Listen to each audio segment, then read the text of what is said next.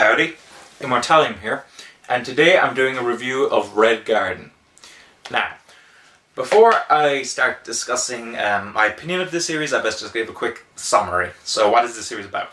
So, the series opens up, there are these 5 cars, each transporting a body of a girl, but one of the cars gets hijacked and the body is stolen.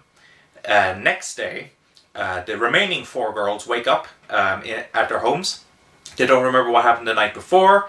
They feel strange, weird. Now, cut to the high school, and they find out that their friend Lisa has committed suicide, which understandably distresses them.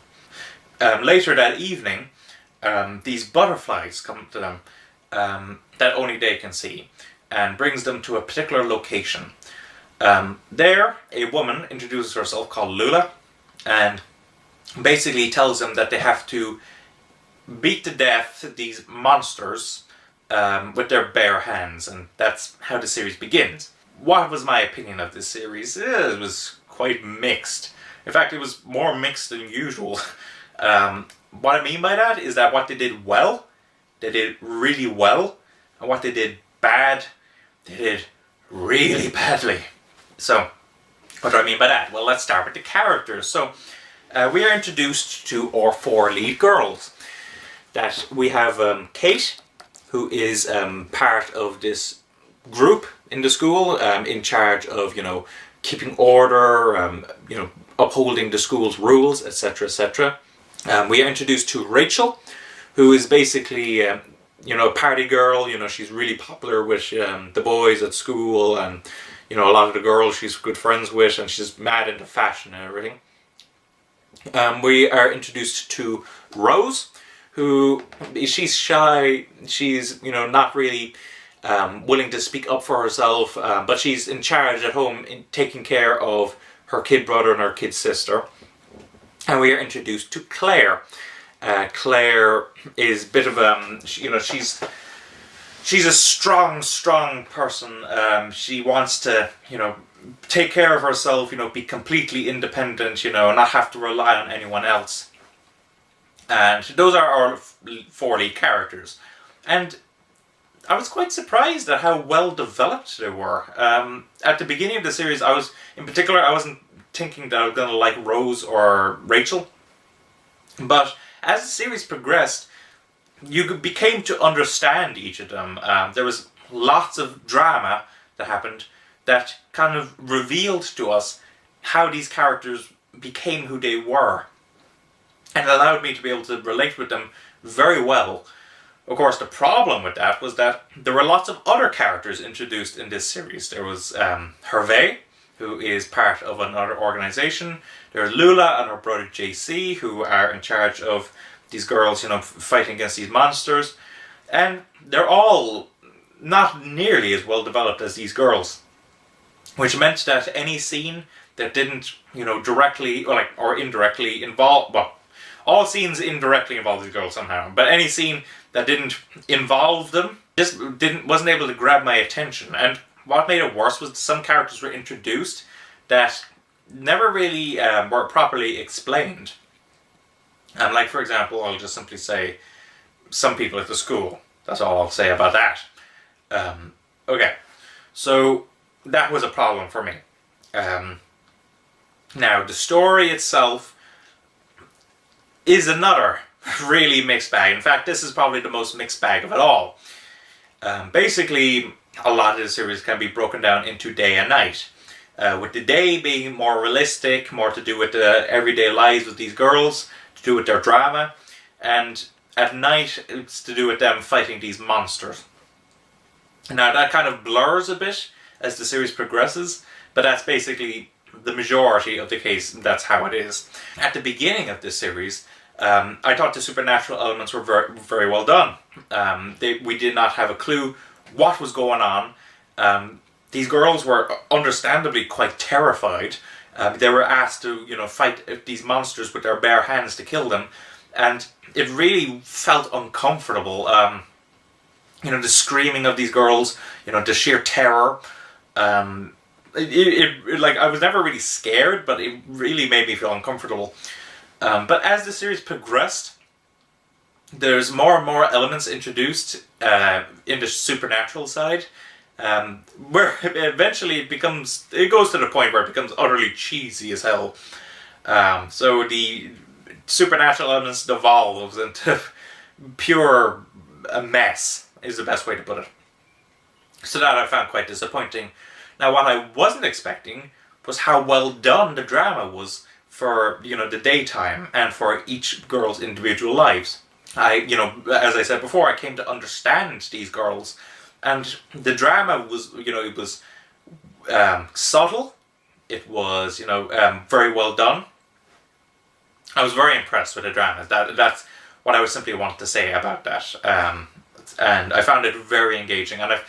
And conversely, that meant I found any episode that dealt mainly with the drama very engaging, and I loved those episodes. And any episode where it mainly focused on the supernatural to be quite boring and, uninteresting. So that was quite problematic.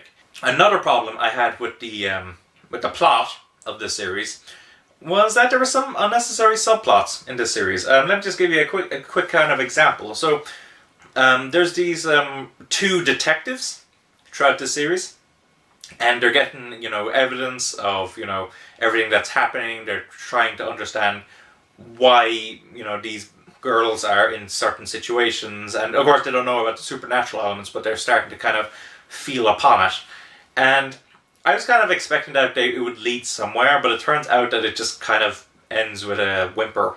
So, and that kind of happens with some other potential subplots in this series.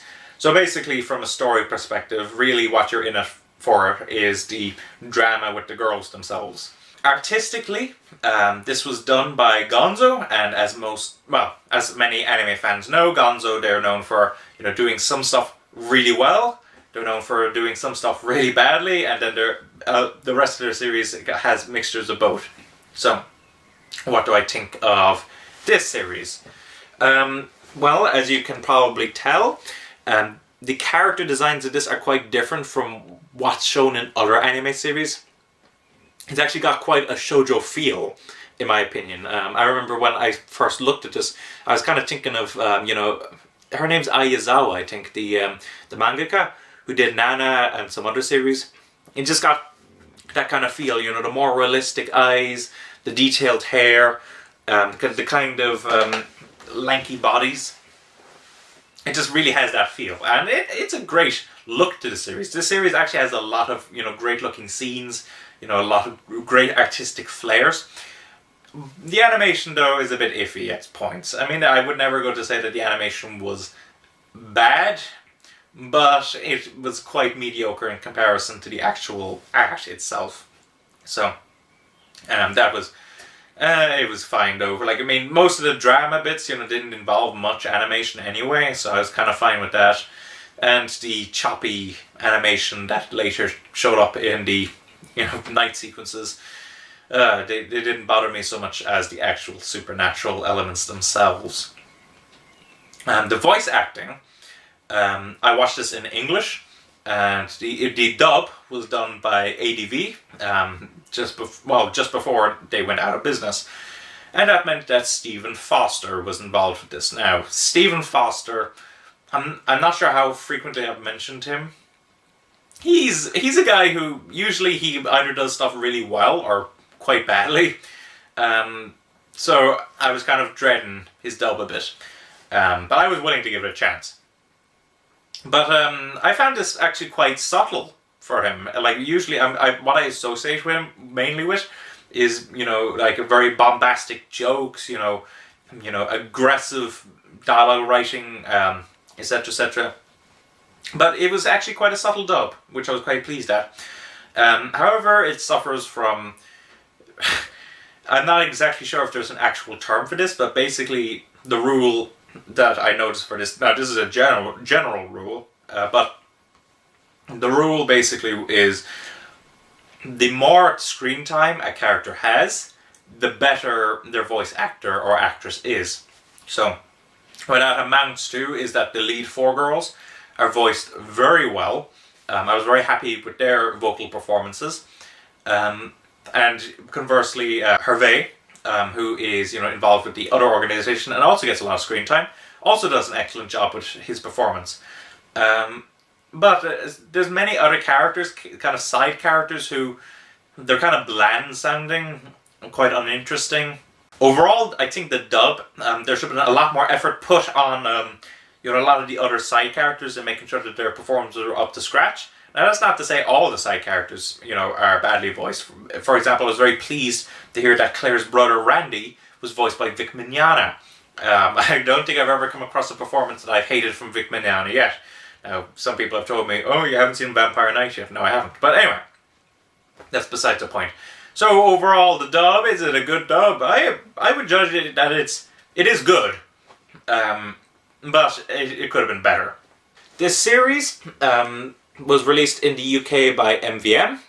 It features the OVA, Dead Girls, which all I'll say about Dead Girls is that it was a very missed opportunity. I think they could have done a lot better with it.